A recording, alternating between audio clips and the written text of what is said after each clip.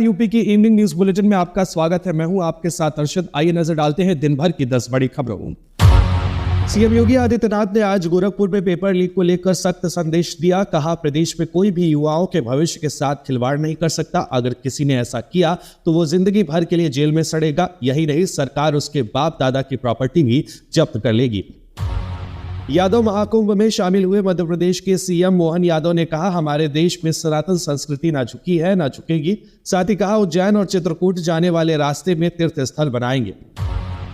UP में आज लखनऊ, कानपुर समेत 10 जिलों में बारिश हो रही है। लखनऊ में दिन में अंधेरा छा गया, तेज आंधी के साथ झमाझम बारिश हुई। इस दौरान ओले भी गिरे। बारिश से विकास नगर में सड़क धंस गई, जिससे गहरा गड्ढा हो गया और इस गड्ढे में एक कार भी फंस गई। कौशाम्बी में शनिवार रात बड़ा हादसा हो गया। यहां बारात के साथ चल रही डीजे गाड़ी हाई टेंशन लाइन के चपेट में आ गई। हादसे में 2 सगे भाइयों समेत 3 लोगों की मौत हो गई, जबकि 3 झुलस गए। पुलिस ने तीनों शवों को कब्जे में लेकर पोस्टमार्टम के लिए भेज दिया है। माफिया मुख्तार अंसारी की करीबी रही डॉक्टर अलका राय शनिवार को भाजपा में शामिल हो गई। रतनपुरा में आयोजित एक रैली में ओम प्रकाश राजभर ने उन्हें पार्टी की सदस्यता दिलाई। माना जा रहा है कि वो भाजपा कोटे से किसी सीट से उम्मीदवार भी बनाई जा सकती है। गाजियाबाद के शिप्रा मॉल की पार्किंग में होंडा सिटी ने मासूम बच्ची को कुचल दिया। घर वाले बच्ची को बाइक से लेकर अस्पताल पहुंचे, जहां डॉक्टरों ने उसे मृत घोषित कर दिया। फिलहाल पुलिस ने आरोपी कार ड्राइवर को गिरफ्तार कर लिया है। कानपुर के काकादेव में किशोरी की जहर देकर हत्या के मामले में पुलिस ने खुलासा करते हुए आरोपी प्रेमी किराएदार को गिरफ्तार कर लिया है। लड़की की मां के किराएदार प्रेमी के साथ अवैध संबंध थे। अवैध संबंधों का खुलासा होने के डर से प्रेमी ने बेटी को जहर देकर मार डाला था। बागपत में पत्नी ने अपने पति की प्रेमी के साथ मिलकर हत्या कर दी। पुलिस ने हत्या की वारदात का खुलासा करते हुए पति और उसके प्रेमी को गिरफ्तार कर लिया है। युवक की लाश कल एक बंद फैक्ट्री में मिली थी। हाथरस में किशोरी के साथ गैंगरेप का मामला सामने आया है। यहां शादी समारोह में पहुंची किशोरी के साथ 2 युवकों ने रेप किया। पुलिस ने मुकदमा दर्ज कर एक आरोपी को गिरफ्तार कर उससे पूछताछ कर रही है। प्रदेश कांग्रेस अध्यक्ष अजय राय ने बसपा पर हमला बोला। कहा कि यूपी में राज्यसभा चुनाव में बसपा का वोट भाजपा प्रत्याशी को मिला, जिसका इनाम मायावती के भतीजे आकाश आनंद को वायु श्रेणी की सुरक्षा प्रदान कर नरेंद्र मोदी ने दे दिया है। बीजेपी नेता और भोजपुरी सिंगर पवन सिंह ने पश्चिम बंगाल की आसनसोल लोकसभा सीट से चुनाव लड़ने से इनकार कर दिया है। उन्होंने सोशल मीडिया प्लेटफॉर्म एक्स पर लिखा कि भाजपा के शीर्ष नेतृत्व को दिल से आभार, लेकिन किसी कारणवश मैं आसनसोल से चुनाव नहीं लड़ पाऊंगा। इस बीच पार्टी अध्यक्ष जेपी नड्डा ने उन्हें दिल्ली बुलाया है।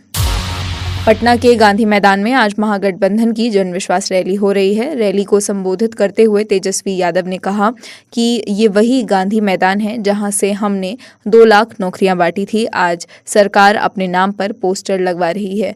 नीतीश कुमार को उन्होंने पलटी मार बताया, साथ ही पीएम मोदी पर भी निशाना साधा। बीजेपी की तरफ से 2024 के आम चुनाव के लिए जारी कैंडिडेट की लिस्ट के आने के साथ ही पार्टी में राजनीति से दूरी बनाने का सिलसिला भी जारी है। जहां गौतम गंभीर और जयंत सिन्हा ने लिस्ट आने से पहले ही खुद को सक्रिय राजनीति से अलग करने का आग्रह किया था, वहीं अब लिस्ट जारी होने के बाद डॉक्टर हर्षवर्धन ने भी सक्रिय राजनीति से खुद को अलग कर लिया है। केंद्रीय जांच ब्यूरो ने मणिपुर में जातीय हिंसा के बीच पिछले साल अगस्त में भारतीय रिजर्व बटालियन से हथियार और गोला बारूद लूटने के 7 आरोपियों के खिलाफ आरोप पत्र दाखिल कर दिया है। जांच एजेंसी ने ये आरोप पत्र गुवाहाटी में मुख्य न्यायिक मजिस्ट्रेट कामरूप की अदालत के समक्ष दायर किया है। मध्य प्रदेश के मुख्यमंत्री डॉक्टर मोहन यादव उत्तर प्रदेश के दौरे पर हैं। वो लखनऊ के बिजनौर रोड स्थित गुडौरा मैदान पर आयोजित यादव महाकुंभ में शामिल हुए। इस दौरान उन्होंने कहा कि उत्तर प्रदेश की धरती वो धरती है जो नारा ही नहीं लगाती बल्कि उस नारे को साबित भी करती है। छत्तीसगढ़ के कांकेर जिले में नक्सलियों से मुठभेड़ के दौरान एक कांस्टेबल शहीद हो गए, जबकि सुरक्षा बलों ने एक नक्सली को भी मार गिराया। पुलिस महानिरीक्षक सुंदरराज पी ने कहा कि गोलीबारी छोटे बेठिया पुलिस थाना क्षेत्र के हिदुर गांव के पास एक जंगल में हुई। सुरक्षा कर्मियों की एक संयुक्त टीम नक्सल विरोधी अभियान पर गई, जिस दौरान ये मुठभेड़ हो गई। रामेश्वरम कैफे ब्लास्ट केस में लगातार नए अपडेट सामने आ रहे हैं। हालांकि अभी तक जांच किसी अंतिम नतीजे पर नहीं पहुंची है। इसी बीच सामने आया कि बेंगलुरु में अलग अलग एजेंसियों ने डेरा डाल लिया है। Delhi police, Telangana police, Tamil Nadu police, Kerala police, IB और एनआईए बेंगलुरु में मौजूद है। हरियाणा 12वीं बोर्ड परीक्षा में कथित तौर पर उर्दू भाषा का पेपर लीक करने वाले एक छात्र को पुलिस ने गिरफ्तार कर लिया है। 2 दिन पहले नूह के राजकीय वरिष्ठ माध्यमिक विद्यालय परीक्षा केंद्र B2 से उर्दू भाषा का पेपर लीक होने की खबर आई थी। सोशल मीडिया पर पेपर वायरल होने के बाद हरियाणा विद्यालय शिक्षा बोर्ड ने परीक्षा रद्द कर दी।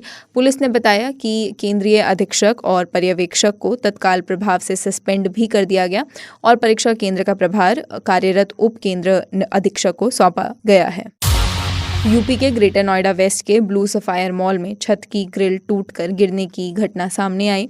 इस हादसे में 2 लोगों की मौत भी हो गई। मृतकों की पहचान अभी तक नहीं हो सकी है। घटना को लेकर और जानकारी आना बाकी है। पाकिस्तान में शहबाज शरीफ देश के 24वें प्रधानमंत्री बन गए हैं। उन्हें नेशनल असेंबली में 201 सांसदों का साथ मिला।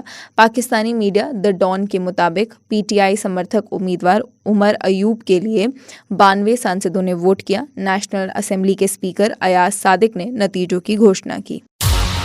यूरोपीय देश फ्रांस ने अवैध तरीके से आने वाले लोगों को रोकने के लिए सख्ती बढ़ा दी है। फ्रांस में अवैध रूप से रहने वाले 23,000 लोगों को देश से निकाला जाएगा। इसमें सीरिया, इराक, पाकिस्तान समेत कुछ एशियाई और अफ्रीकी देश जैसे मोरक्को, ट्यूनीशिया, लीबिया, मिस्र समेत 10 देशों के लोग शामिल हैं। इस कार्रवाई को फ्रांस में कट्टरता बढ़ने और अगस्त में होने जा रहे ओलंपिक खेलों की तैयारी के तौर पर देखा जा रहा है। बीते साल भी फ्रांस में 38,000 लोगों को डिपोर्ट किया गया था। प्रधानमंत्री नरेंद्र मोदी कल से शुरू हो रहे 5 राज्यों के दौरे में 1,06,000 करोड़ रुपए से अधिक के विकास परियोजनाओं का शुभारंभ करेंगे। वे तेलंगाना, तमिलनाडु, ओडिशा, पश्चिम बंगाल और बिहार के 3 दिन के दौरे पर रहेंगे। प्रधानमंत्री कल सुबह तेलंगाना के आदिलाबाद में 56,000 करोड़ रुपए से अधिक की कई विकास परियोजनाओं का उद्घाटन, लोकार्पण और शिलान्यास करेंगे। इन परियोजनाओं में मुख्य परियोजनाएं बिजली क्षेत्र से संबंधित हैं। श्री मोदी कल ही तमिलनाडु में कलपक्कम में भाविनी का भी दौरा करेंगे।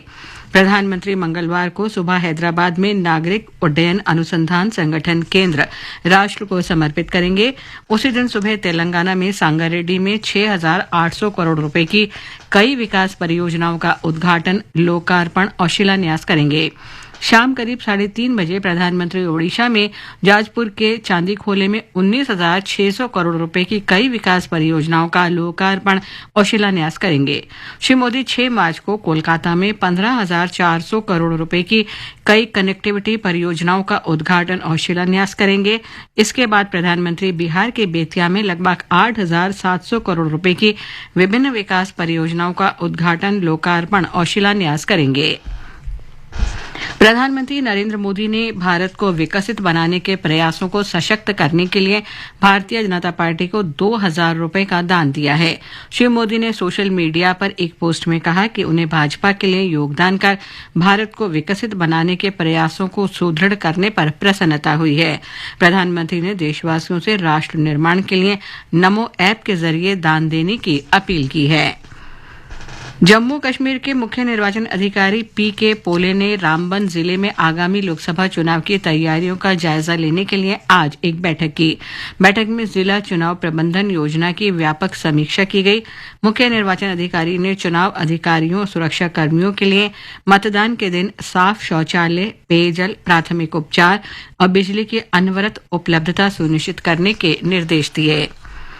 प्रधानमंत्री ने आगामी लोकसभा चुनाव के लिए भाजपा उम्मीदवारों को शुभकामनाएं देते हुए कहा कि सरकार सुशासन के अच्छे रिकॉर्ड को लेकर जनता के पास जा रही है और ये सुनिश्चित कर रही है कि प्रगति का फायदा वंचित लोगों तक पहुंचे।